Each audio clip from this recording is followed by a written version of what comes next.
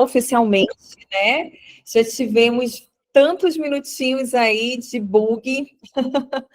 Eu realmente não sei o que aconteceu, não sei mesmo, pode ter algum bug do próprio YouTube, amanhã a gente vê com calma.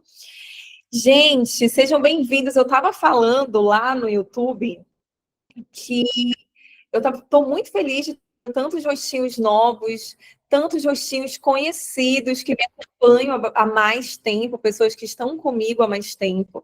Isso dá uma aliviada no nervoso, né? O nervoso vai ficando ali no canto. Quando eu estava falando, eu estou até aliviada do meu nervosismo. Aí vocês, não estou ouvindo, eu pronto. Aí o nervosismo voltou todo de novo. E aí a gente volta para o velho e bom Meet, porque eu sei que sempre dá certo. Deixa eu ver rapidinho se conseguiu disparar para todo mundo. Então eu vou começar, tá bom? Que aí o pessoal vai entrando depois. Eu vou tentar jogar, coitado, né, para as pessoas do YouTube. Não sei se alguém ainda vai para lá. Espero que não. No chat. Consegue ainda jogar no chat? O quê? Não, já encerrei.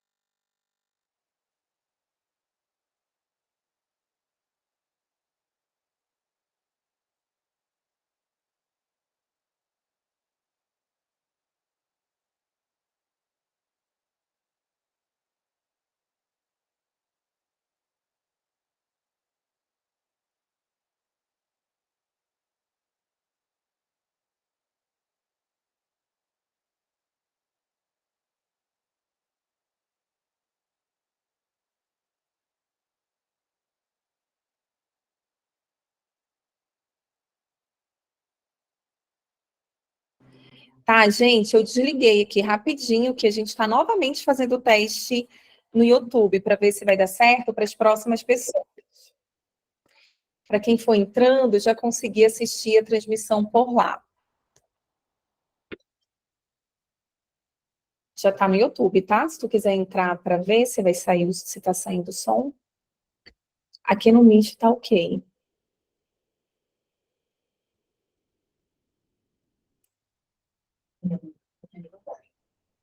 Gente, agora, por quê? O que está acontecendo, né?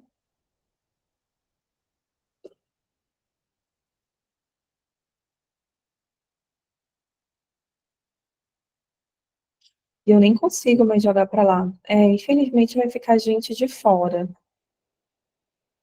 Porque não deu certo.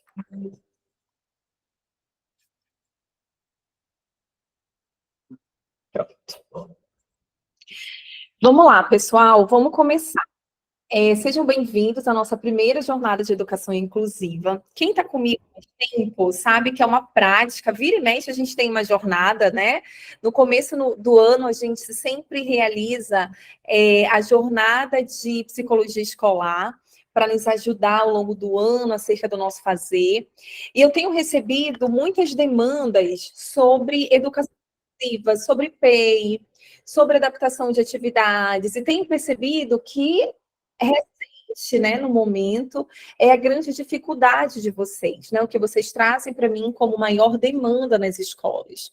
E aí, aproveitando que hoje é o Dia Mundial de Conscientização do TEA, eu resolvi iniciar a jornada, né, preparei essa jornada para essa semana de abril, onde a gente fala de autismo, onde a gente traz aí pautas importantes acerca da educação inclusiva, da inclusão, da verdadeira inclusão, acerca da escola, tá?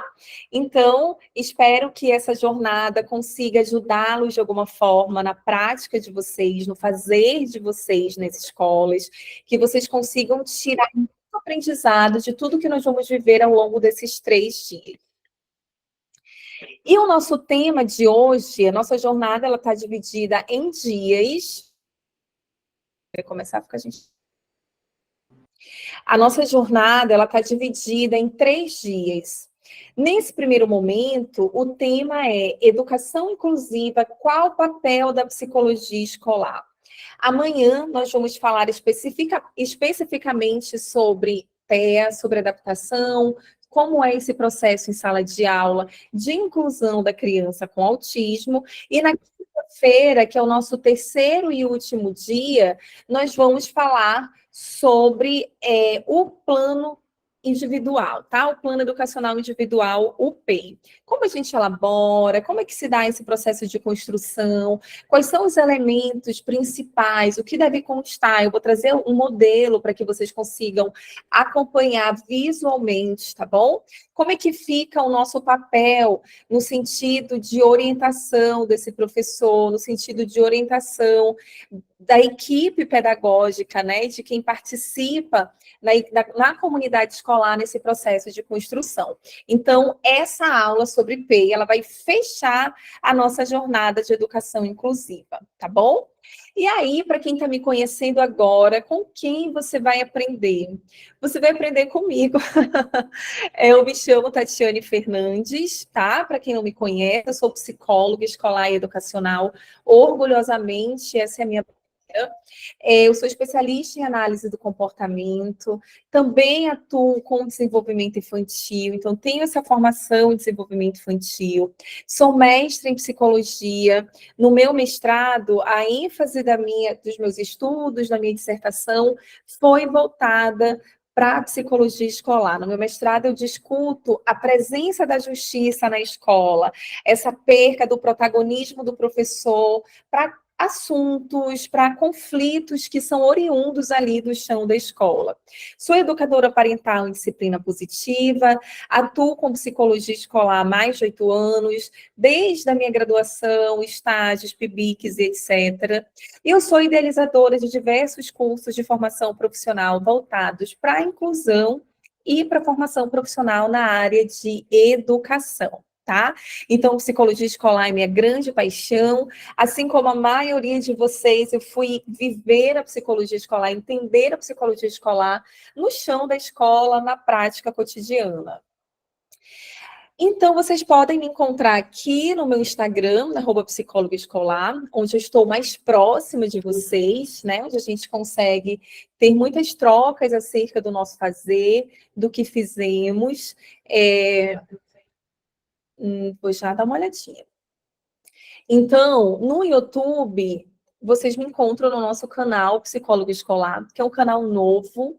Esse canal é interessante porque muita gente me pedia para que a gente pudesse abrir o canal, e eu tinha muito medo, porque eu acho que é muita responsabilidade, né? Eu acho não, é muita responsabilidade. Então, eu fico um pouco preocupada em abrir muitas frentes de disseminação do nosso trabalho, porque eu tenho medo de não dar conta.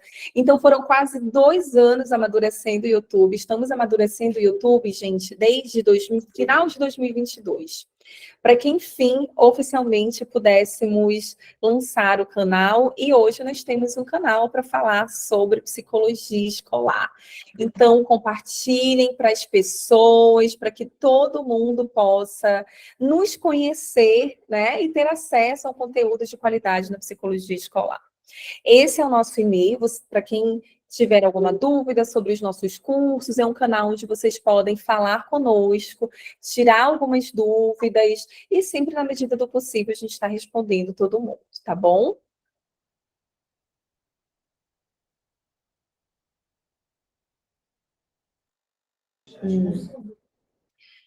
Tá organizadinho? Tu não quer deixar... Ficou organizado?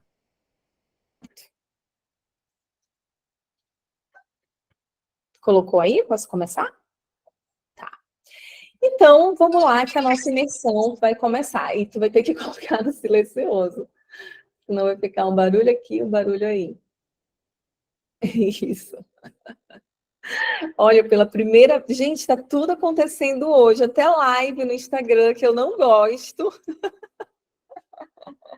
Eu tô fazendo. Olha, parabéns. Vocês já me viram fazer uma live no Instagram? Nunca, né? Porque eu não gosto. E olha que eu hoje fazendo live para Instagram, estou me sentindo assim, a blogueira da psicologia escolar, porque tem que olhar para vocês, tem que olhar para o Instagram. Ai, ai, olha, vamos rir dessas adversidades. Sejam bem-vindos, turminha do Instagram. Tivemos um probleminha técnico, então nós estamos no Meet com algumas pessoas, e quem não está conseguindo entrar no Meet, está entrando aqui na live ao vivo, tá bom? No Instagram. Muito obrigada pelos feedbacks que vocês estão colocando no chat. Então, vamos lá.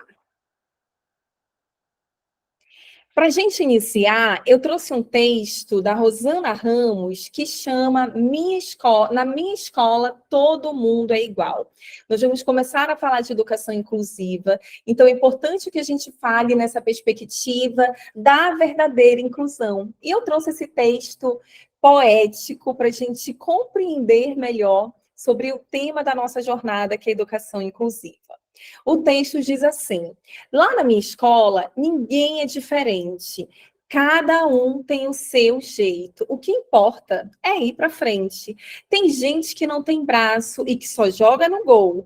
Tem outro que não escuta, mas que dança rock and roll. Tem uns que não podem falar, mas com gestos, caras e bocas. E com a ajudinha da gente, até chavecam as garotas. Tem uns que não podem andar e usam cadeiras de rodas. Jogam vôlei, fazem balé e só querem andar na moda. Tem um com síndrome de Down, que é o mais prestativo da escola. Quando alguém tem um problema, é o que mais colabora. Tem também um autista que gosta de ficar sozinho, mas sempre na hora do lanche divide com os amiguinhos. Tem um que não enxerga, mas que é um vagalume. Canta como ninguém e nos conhece pelo perfume. Tem criança gorda, magra, alta, baixa, rica e pobre, mas todos são importantes como prata, ouro e cobre. Tem gente que aprende depressa, tem gente que demora um pouco, mas isso não faz a diferença porque um ensina o outro. Tem professor que é velhinho, mas que brinca e não se aborrece, pois o tempo lhe ensinou que o que é bom não se esquece. Branco, negro e japonês. Isso não faz a diferença. O que importa para a gente não é o que vem de nascença. Tem nordestino, sulista, carioca, mineiro, amazonense, goiano, tem paulista e estrangeiro. Tem um que a gente sabe que gosta de outro igual. E daí, qual é o problema? O que importa é ser legal. Na minha escola se aprende que não existe perfeição e o que todos nós precisamos é de carinho e atenção. Que bom se todo mundo pudesse entender direito, que tudo fica mais fácil sem o tal do preconceito. Aqui vai um belo conselho que só leva um segundo. Quem não respeita o outro não tem lugar nesse mundo. Esse texto é incrível, gente. Esse texto é lindo. É um texto que eu gosto bastante de trabalhar nas escolas. É um texto que eu entrego de presente para os professores, que eu utilizo na minha prática cotidiana, porque educação inclusiva é isso, não é mesmo? A gente tem que estar vendo educação inclusiva em cada frase, em cada parágrafo desse texto. Então, eu vou compartilhar o PDF desse texto com vocês lá no nosso grupo do WhatsApp. Nós fizemos uma moldura bem bonitinha, então ele está super lindo para que vocês possam usar aí nas escolas de vocês também. E aí, turma, para a gente entrar necessariamente no nosso tema, eu trouxe um pouco de contextualização, falando aqui da história da educação inclusiva, tá? É importante a gente entender um pouco esses conceitos, para a gente identificar qual é o nosso lugar, para a gente identificar qual é a importância do nosso trabalho também e como nós vamos desenvolver esse trabalho na nossa prática cotidiana. Tá? Então, eu coloquei essa legislação para que a gente possa pesquisar depois com calma, para que vocês possam pesquisar. A gente não vai aprofundá-la aqui, tá? Eu trouxe algumas referências e aí vocês aprofundem depois em casa. Você conhece a Lei Brasileira de Inclusão, aprovada em 2015? Essa lei ela é conhecida como Estatuto da Pessoa com Deficiência, que trata de diversos aspectos relacionados à inclusão das pessoas com deficiência. Nessa legislação tem um parágrafo que diz também que o sistema educacional ele deve ser inclusivo em todos os níveis. Então, gente, quando a gente pensa nesse... E olha que eu só trouxe um trechinho para vocês. Quando a gente pensa nesse trechinho da legislação, o que a gente pode compreender que ela traz para a gente de importante? Vamos pensar. Ela aborda que o acesso à educação, ela traz essa abordagem do acesso à educação, ela traz avanços importantes, como, por exemplo, antigamente, hoje a gente ainda vê de uma maneira muito velada essas práticas, mas acontece, quem é mãe e pai de criança atípico, se estiver aqui nessa aula, vai concordar comigo e sabe que acontece. Então, antigamente, existia esse movimento de cobrança pelas escolas de valores adicionais, né? Então, ou cobravam esses valores adicionais por conta de materiais, de algumas acessibilidades que tinham que ser feitas, ou às vezes falavam que não tinha vaga na escola, né? Então, a gente vê muito isso acontecer ainda. E essa legislação, ela vai dizer para a gente que a escola, o sistema educacional, ele precisa ser inclusivo em todos os níveis, tá? Então, a literatura mostra para a gente que as mudanças na educação para as pessoas com deficiência, elas foram iniciadas ali no final do século XX. Então, quando a gente olha para a história, a gente vai identificar que antigamente a prioridade era olhar para aquilo que o outro tinha de dificuldade. A gente não olhava para a sua totalidade, a gente não olhava para suas características próprias, a gente não olhava para suas potencialidades. Então, eu pus esse referencial teórico aqui para vocês, que antigamente se pensava que para se conhecer a criança com deficiência, seria suficiente que se aprofundasse somente no estudo da deficiência em si e das manifestações decorrentes em relação aí, aos demais. A gente sabe hoje, a gente não precisa nem discutir com tanta profundidade, mas a gente sabe hoje, né, pessoal, que esse conceito, que essa fala, isso não faz mais sentido. O que a gente observou mais tarde? Que os novos paradigmas da ciência, eles começaram a defender o fim dessas certezas absolutas, essas certezas que determinavam, que prognosticavam as condições de aprendizagem, da vida e, consequentemente, as oportunidades.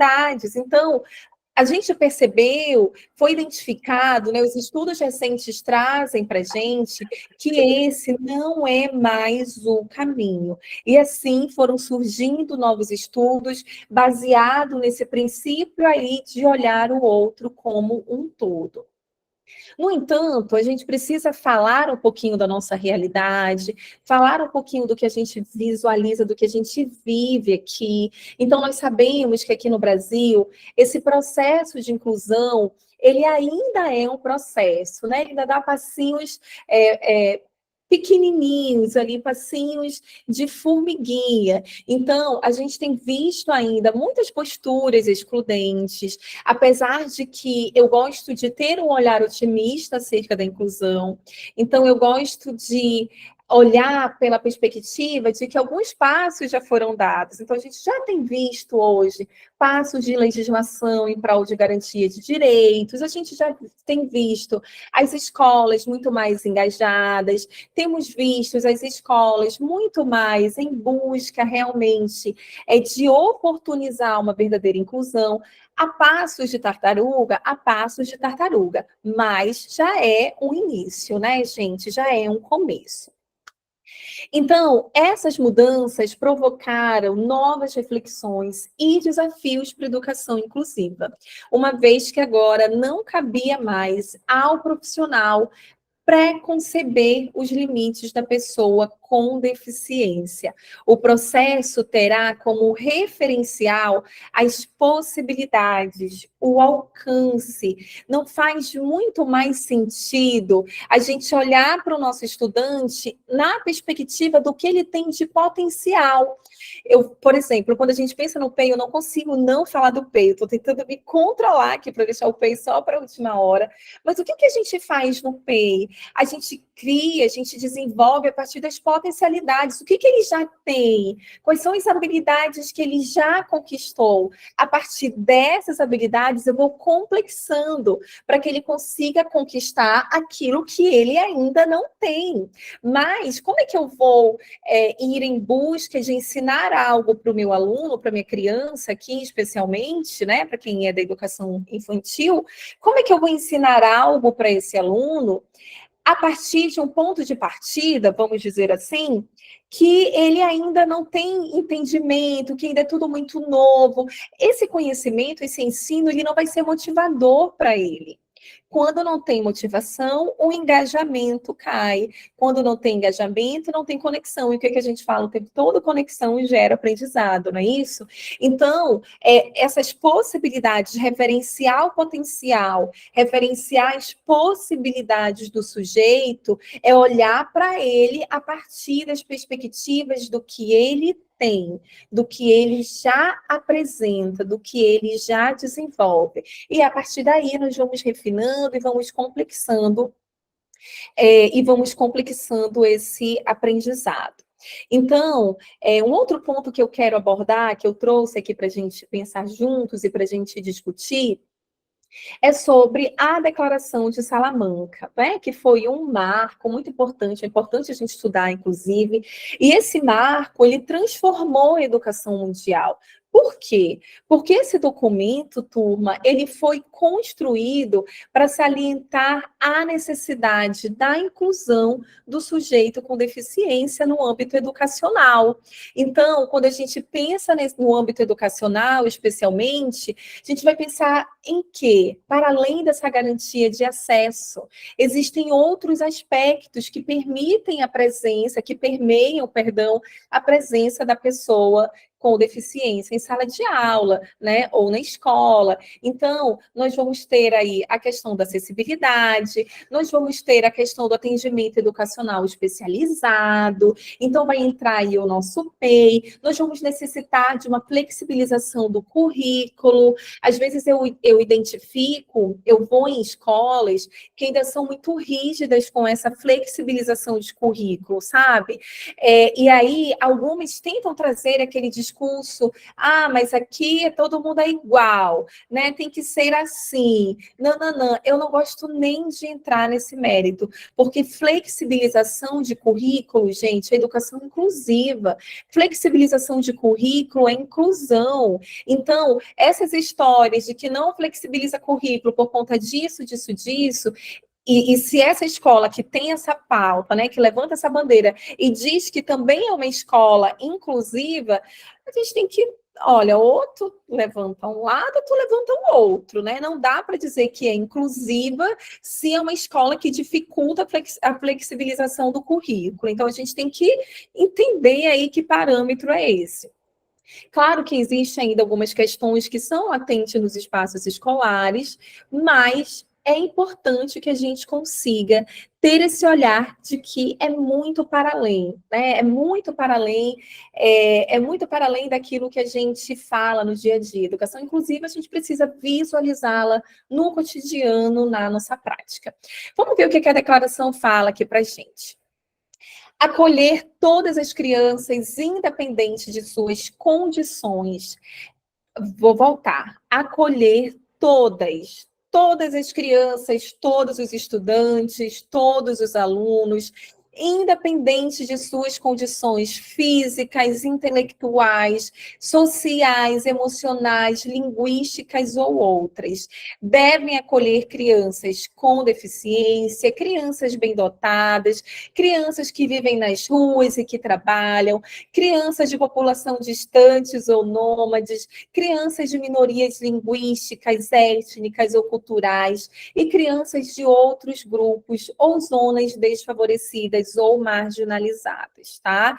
Então, a inclusão verdadeira, ela pressupõe, além dos aspectos que a gente já mencionou nessa aula, de acessibilidade, de atendimento educacional especializado, de flexibilização de currículo, ela também pressupõe aspectos, gente, subjetivos, como a diversidade do sujeito, as suas capacidades para ir além dessas limitações, essa desconstrução desse estereótipo de normalidade, de anormalidade, essas relações que vão se estabelecer entre educando, entre docentes. Então, tudo isso permeia essa educação inclusiva. A escola inclusiva, ela vai olhar para o aluno procurando desenvolver as suas potencialidades, sempre. É aquilo que a gente tem falado bastante, né? A verdadeira inclusão, ela vai olhar para o aluno pensando sempre nas suas potencialidades, e não focado ali nas suas limitações, naquilo que ele não consegue, ou que ele não pode desenvolver naquele momento, certo? Deixa eu ver o que vocês estão falando aqui, porque eu não consigo fazer os dois. Nossa, tem umas pessoas tentando entrar. Mas não vai dar para... Tu já colocou na live, né? Aí eu trouxe essa imagem, é uma imagem que normalmente eu falo sobre, né? Eu gosto de analisar com vocês, de trazer essa reflexão, uma imagem bem conhecida na internet. Através dessa imagem, a gente pode verificar uns dos desafios, gente, enfrentados quando a gente pensa aí nessa diferença de paradigmas que acreditamos ser inclusão. Então, olha só, esse trechinho, esse quadradinho que fala da exclusão, né? Que aponta aqui para a gente a exclusão. Então, na exclusão, a pessoa ela deixa de ter seus valores reconhecidos, não é isso? E aí vem a segregação. Aqui, as pessoas, a gente percebe que tem uma separação das pessoas com deficiência. Aí nós temos a integração. Na integração, há condições para as pessoas com deficiências participarem das mesmas atividades que as demais. Normalmente, o que acontece muito na escola são, né, as integrações aí. E finalmente vem a inclusão. Aqui sim é garantido o acesso de todas as pessoas com deficiência, com autonomia e em qualquer espaço. Todos os espaços são pertencentes ali para todos, pensando sempre nas adaptações, tá?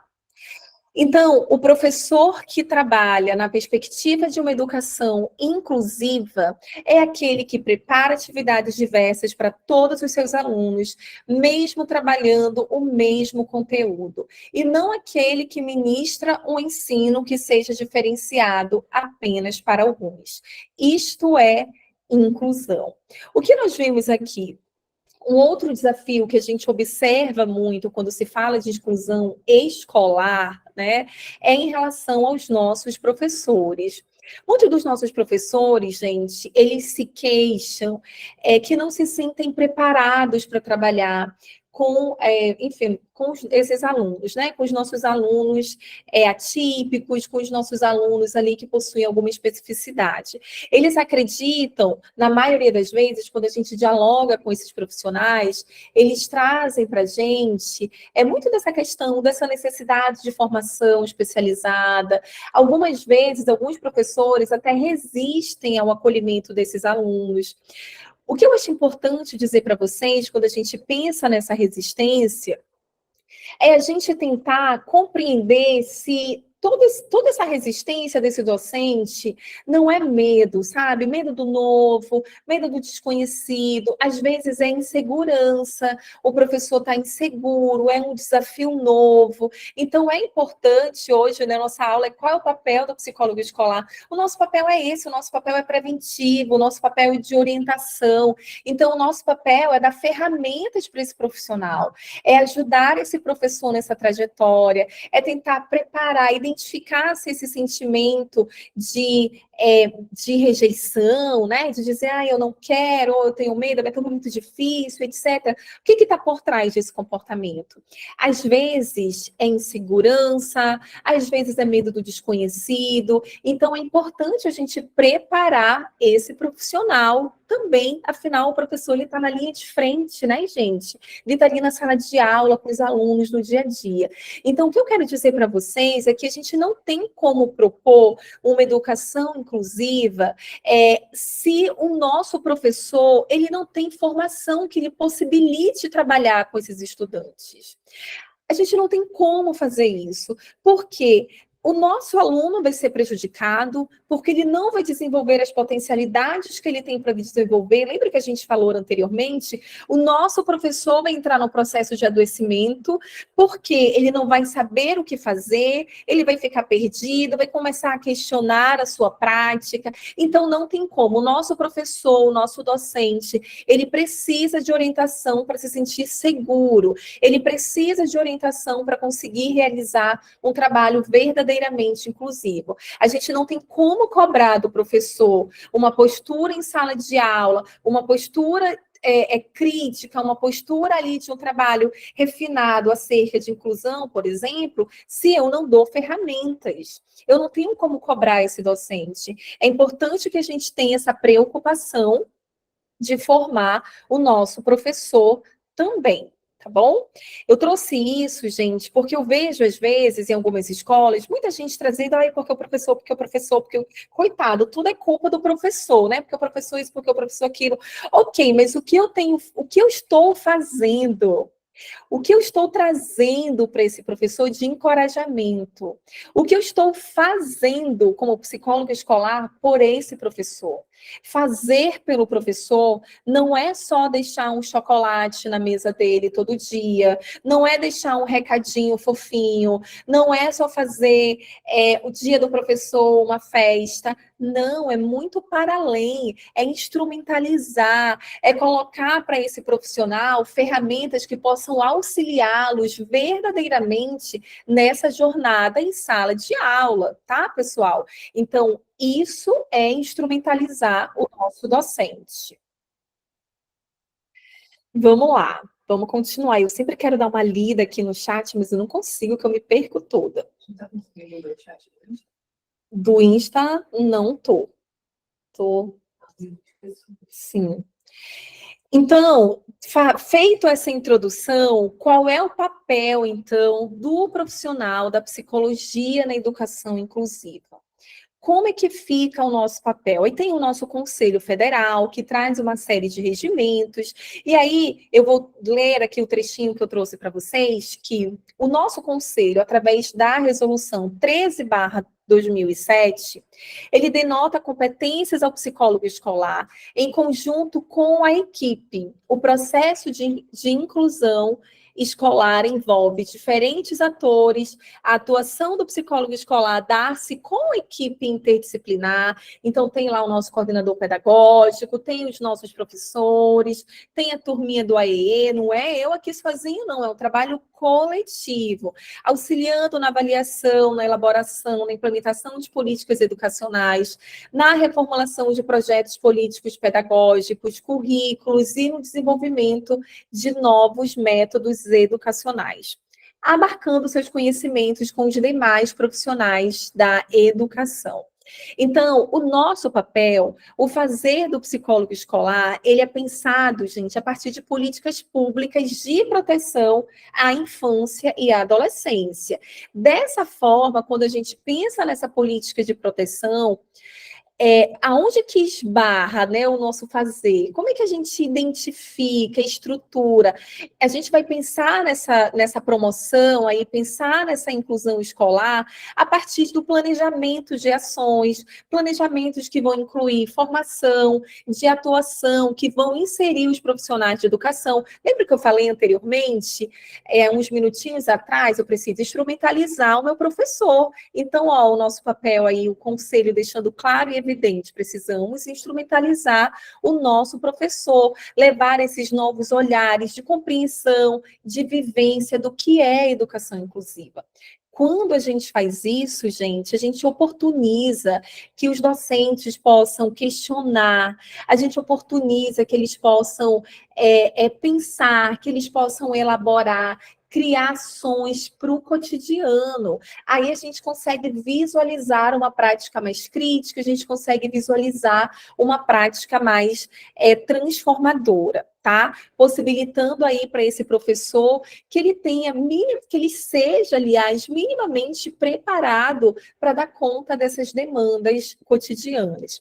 Então, assim, o nosso fazer, o psicólogo escolar, de certa maneira, ele vem contribuir no desenvolvimento da educação inclusiva, intimamente correlacionado com esse suporte aos docentes, com esse suporte aos professores, levando essa visão crítica através de práticas coletivas, de ações coletivas, instrumentalizando, sendo essa cabeça ali que vai guiar, sabe? Que vai dirigir esse grupo. A gente trabalha coletivamente, mas a gente precisa de alguém dando esse norte também. Ok? Como é que nós estamos aqui? Eu trouxe aqui um pouquinho de como a gente pode contribuir na prática, a gente vai falar bastante sobre isso, tá bom? Porque a gente tem visto, eu gosto de trazer prática para vocês, porque a prática é o que vocês me pedem na maioria das vezes. Então, quando a gente pensa, pessoal, por exemplo, nos nossos estudantes, nos nossos alunos, nas nossas escolas, é sempre importante a gente levar ferramentas práticas, tá? Às vezes o professor, ele tá ali com uma dificuldade de pensar em alguma coisa, especialmente quando é adaptação. O que eu tenho visto na minha prática é que muitos professores que têm pânico de adaptação, não sei se na realidade de vocês é assim, mas, meu Deus, tem que adaptar o material, pelo amor de Deus, adaptação de material. É falta de prática mesmo, é falta de ver uma luz no fim do túnel. Quando a gente começa a desenvolver esse processo com eles, as coisas vão fluindo. Daqui a pouquinho eles estão fazendo por conta própria e trazem só para a gente dar uma olhadinha. Enfim, então tudo parte sempre a partir desse modelo que a gente dá para os nossos docentes mesmo. Então, como nós podemos contribuir, como psicólogos escolares na prática? Nós podemos desenvolver grupos de estudos com os professores. Tem chegado aqui algumas mensagens. Nós podemos contribuir com grupo de estudos para os professores. Esses grupos de estudos, eu gosto de desenvolver, quem está comigo lá no planejamento escolar sabe disso. Por quê? Formação de professores, gente, a gente não consegue fazer todo mês, tá? Pelo menos na minha realidade, a gente não consegue desenvolver formação de professores mensalmente. Normalmente, no começo do ano, ali nas jornadas de pedagogia, depois, no final do ano, às vezes tem alguma ali no meio do ano, naquele período curtinho de recesso, é pontual. A gente não pode estar tirando o professor o tempo todo de sala de aula ou comprometendo todo o final de semana do professor em formações, né? Os professores também precisam descansar. E aí, o que eu tenho como é que eu tenho contribuído? O que eu tenho sugerido, aliás? A gente tem implementado em algumas escolas aqui em Manaus e no Brasil, porque já tem muitas aí psicólogas disseminando essa prática, os grupos de estudos, tá? Esses grupos de estudos, gente, a gente disponibiliza pequenos textos, pequenos materiais, semanalmente, para que esses professores, eles possam estar todo tendo acesso à informação, para que os professores possam estar o tempo todo com acesso à informação de qualidade, a informações atuais, científicas. Então, é bem bacana quando a gente consegue alinhar esse grupo de estudo com os professores, tá? Seria interessante também alinhar reuniões de equipe, reunião de equipe para alinhar estratégias. Eita, quase não sai aqui. Essas reuniões de equipe já são com uma proposta diferente, tá? Já são reuniões para a gente falar, por exemplo, sobre os nossos alunos com o PEI, para a gente discutir junto. Pessoal, experimentem colocar os professores de vocês, quase todos, né? Pelo menos aqui em Manaus, no meu cenário, quase toda sala de aula a gente tem crianças, aqui a gente chama, né, crianças de inclusão, crianças que a gente tem um processo para ser trabalhado de adaptação, de PEI, etc. Então, esses nossos estudantes experimentem colocar os professores juntos para discutir o PEI, por exemplo. quando a gente está nessa elaboração de PEI. Fazer um mesão. Vocês vão ver que um está falando daqui, o outro já passou por isso, o outro já consegue contribuir. Então, é muito bacana quando a gente alinha essas estratégias coletivamente também. A gente contribui na orientação com PEI, como eu tenho falado até o momento, e na quinta-feira eu vou aprofundar mais sobre isso. E também com atividades com os alunos de conscientização e informação, tá? Olha, colocaram assim, Tati, eu já estava pensando que era só eu que não dou conta de formação todo mês. Não, gente, ninguém dá, não tem como, né?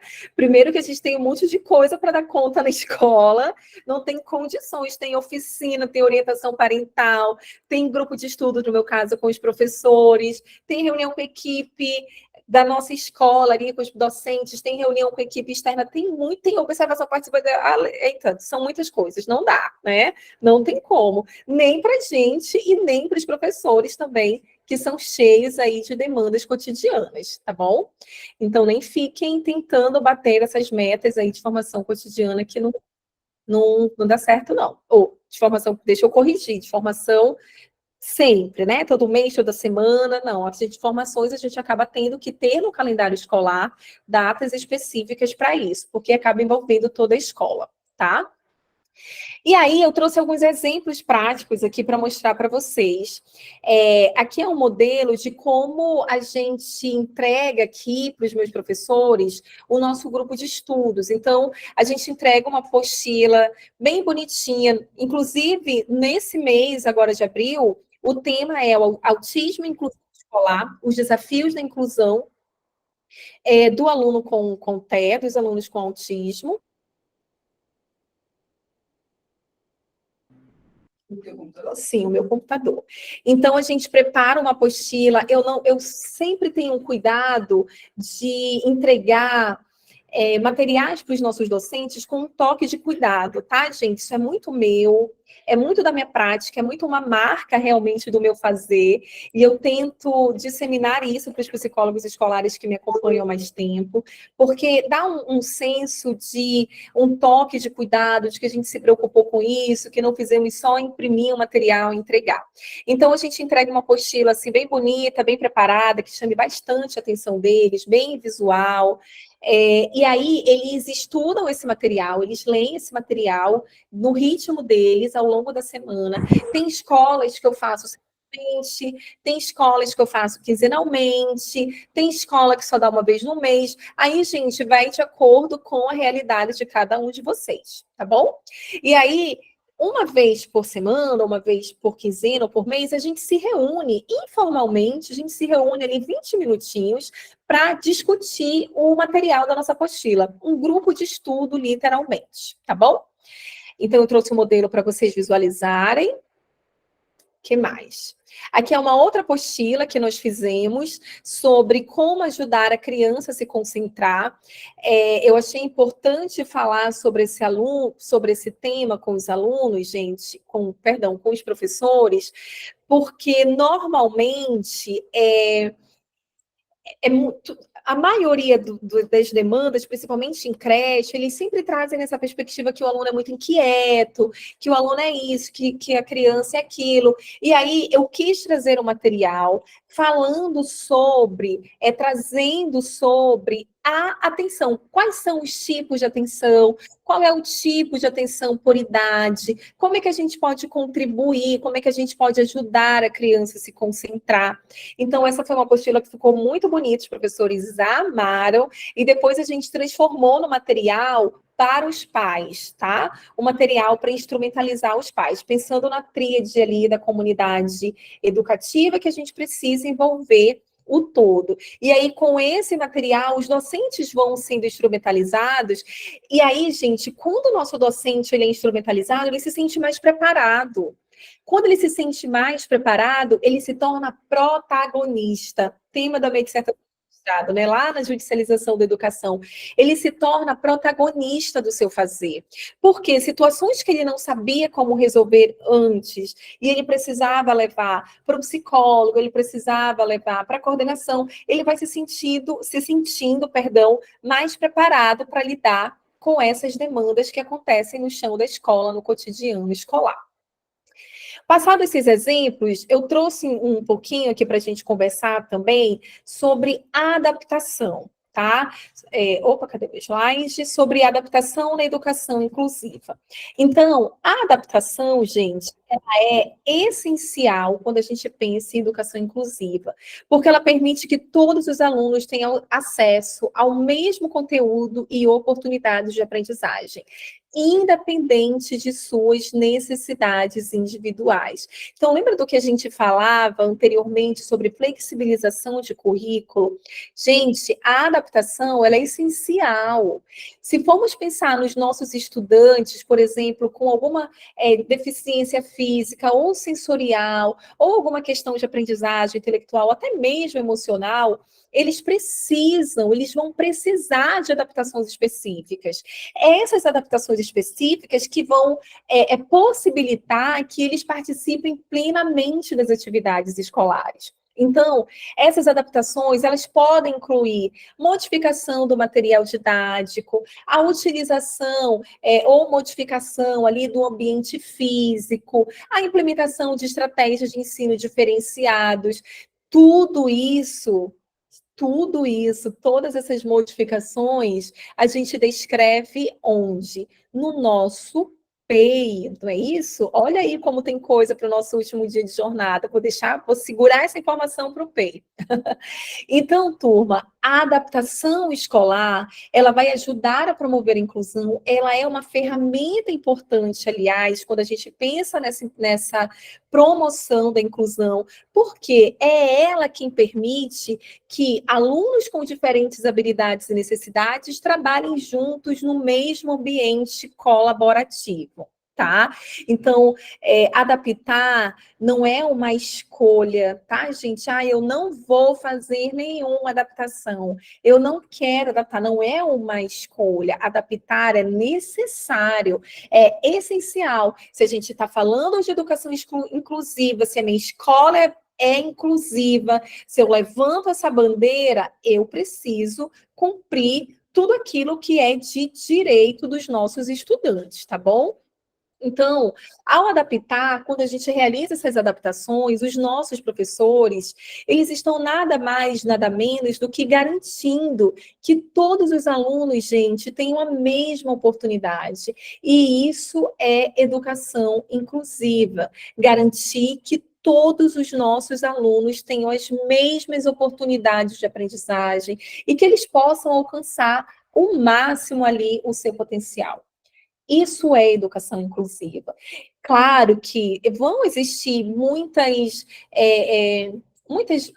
desafios, muitas dificuldades, muitos medos acerca dessa adaptação, mas é importante que a gente instrumentalize os nossos profissionais, né? Existem hoje vários cursos práticos que podem trazer essa luz. O próprio professor, gente, não subestimem a capacidade dos docentes de vocês, assim, realmente dar uma direcionada. Os próprios professores já sabem como fazer. Nas minhas escolas, a maioria dos professores, eles já trazem na própria pergunta, eu brinco, eles já vêm com a resposta, né? E assim mesmo acontece quando a gente pensa na adaptação do material. Eu trouxe alguns exemplos de adaptação na educação inclusiva para vocês. Estou com uma pena do meu grupinho aqui do Instagram, que não está conseguindo ver esse slide maravilhoso. Mas depois eu vou compartilhar com vocês, para vocês conseguirem visualizar, tá bom? E terem acesso e conseguirem ver um pouquinho do que a gente está conversando visualmente, né? Porque vocês só estão aí ouvindo. E aí, turma, eu trouxe alguns exemplos para vocês do que é essa adaptação, quando a gente pensa nessa adaptação. Então, aqui, por exemplo, eu trouxe uma data comemorativa, que é o Dia da Mulher, né? Um dia que a gente normalmente fala nas nossas escolas sobre, e um material adaptado para explicar para uma criança atípica o que seria esse Dia da Mulher. É uma adaptação, gente. Isso aqui é uma adaptação. Isso aqui é oportunizar que o meu aluno ele consiga aprender, é oportunizar que o meu aluno ele consiga desenvolver todas as suas potencialidades. Olha esse outro exemplo aqui em sala de aula, né? Aqui ensinando algumas continhas, aqui é uma outra atividade de continhas. Isso é adaptar. Então, na maioria das vezes, os nossos professores, eles sabem como fazer, eles sabem a resposta, eles sabem os caminhos, né? Eles só precisam ser direcionados. É só uma questão de direcionamento, é só uma questão de instrumentalização. Aqui em Manaus, eu preparei uma apostila que talvez eu até libere no curso do PEI, uma apostila bem sucinta que eu preparei para eles sobre adaptação de material. Bem sucinta, gente, uma apostila explicando o porquê, a importância, como faz, o que é adaptar, nananana. Muito legal a apostila. E eu entreguei em um dos grupos de estudos esse material para eles, e assim, gostaram pra caramba, já acendeu várias luzes aí no fazer deles. Aqui eu trouxe outro exemplo de adaptação, tá? Para vocês visualizarem que a adaptação não é um bicho de 7 cabeças. E aí a gente precisa tirar esse peso também do professor como se fosse algo extremamente dificultoso. E a gente precisa passar como algo que é possível. Mas a gente só consegue passar como algo possível se a gente tem conhecimento, se a gente sabe se a gente tem lugar, né? Se a gente tem materiais, ferramentas, se a gente estudou, se a gente tem conhecimento acerca disso, porque eu vou conseguir orientar o meu docente. Por isso que vocês estão aqui. Essa aqui foi um outro material adaptado. No material desses alunos, tinha os livros, né, eles estavam começando a ser introduzidos na leitura, acho que de um paradidático, se não estou enganada, e aí era um livro dos Três Porquinhos, essa introdução, e o outro da Chapeuzinho Vermelho. E aí nós fizemos esse material porque o concreto, ele é importante. Então, por exemplo, quando a gente pensa nos nossos alunos com autismo, eles vão apresentar aí alguma dificuldade nessa triangulação do olhar, né? O que é isso? Eu olhar para o que eu estou fazendo, para o meu material, para o meu recurso, eu conseguir olhar para o meu professor que está lá na frente explicando. E aí, gente, é importante, se eu tenho essa dificuldade de triangulação do olhar, se eu não consigo fazer essa relação, é importante que eu tenha um material concreto aqui comigo, porque senão o aluno levanta, fica tedioso, começam os comportamentos inapropriados, os comportamentos disfuncionais, o aluno levanta sempre e o professor fica, meu Deus, o que está acontecendo? Ele não para quieto, é muito difícil dar aula com ele, está ansioso, não tem nada para ele visualizar. E aí a gente leva esse material concreto para trabalhar aqui na carteira, né, na mesinha, direto com ele, tá bom? De acordo com o seu material escolar. Agora que eu trouxe esses exemplos para vocês, eu gosto de trazer essa informação que eu ponho em quase todas as minhas aulas de educação inclusiva. Que agora você precisa saber que o seu aluno, ele não é o diagnóstico. O seu aluno, ele é o seu aluno. O seu aluno, ele vai aprender. O seu aluno, ele vai se desenvolver. O seu aluno, ele vai te surpreender. Mas, para que isso aconteça, você só precisa de 3 coisas. Cadê a turminha que são os meus alunos das antigas? Para colocar essas 3 coisas aqui. Não proteger demais, persistência e paciência. É isso. É acreditar nas potencialidades do nosso aluno, acreditar que eles são plenamente capazes de se desenvolver, acreditar que eles vão conseguir se desenvolver, acreditar que é possível fazer aquele trabalhinho ali cotidiano de persistência no dia a dia e ter muita paciência. Eu tive uma professora, não sei se ela está aqui na live, eu vi que algumas delas se inscreveram, uma professora de uma escola que eu trabalhei já tem uns 2 aninhos. Eu espero que ela esteja aqui. Se ela não estiver, eu vou falar o nome dela da mesma forma, porque é um elogio. Professora Mirna. Essa professora, quando eu a conheci, ela me trouxe uma lição muito importante de observação, né? Porque ela tinha exatamente esses tópicos que eu trouxe aqui para vocês. Ela tem, porque continua sendo professora, ela tem muita persistência e tem muita paciência. Era muito bonito ver a relação dela com o aluno, de insistir no seu aprendizado, de estar perto do seu aluno, de acompanhar, de opa, não deu certo aqui, vou tentar de novo, e batia comigo e me pedia ajuda, e o que eu faço, e o que aconteceu, mas sempre com muita persistência e com muita paciência. Se fosse preciso ela realizar a mesma atividade várias vezes, ela realizava cantando, envolvendo o aluno no processo. Então, é isso, acima de qualquer função, de qualquer atividade, a gente precisa ter o afeto, né, gente? O afeto que molda qualquer relação. Deixa eu dar uma olhadinha no que vocês estão escrevendo aqui.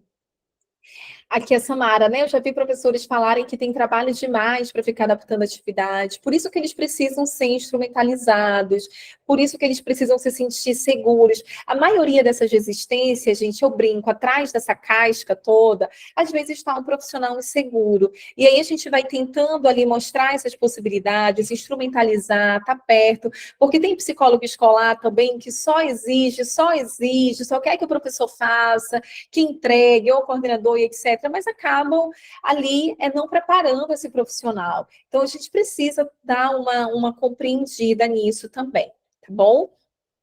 Que mais? Como se faz quando se trabalha? Olha, quando eu trabalhava assim, deixa eu terminar a pergunta, como se faz quando se trabalha uma vez na semana só na escola? Quando eu trabalhava nesse formato de ter várias escolas, e aí eu tinha alguns cronogramas, né? E nesses cronogramas acabava que eu ficava só uma vez ou duas vezes na semana nessas escolas.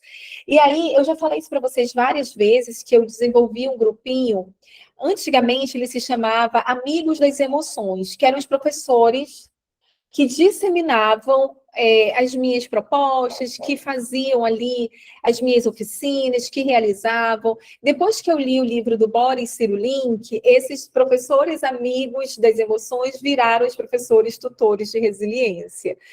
Então, eu tento me organizar dessa forma. Que mais? Vamos dar uma olhada. Vou já dar uma olhada aqui no chat do Instagram também.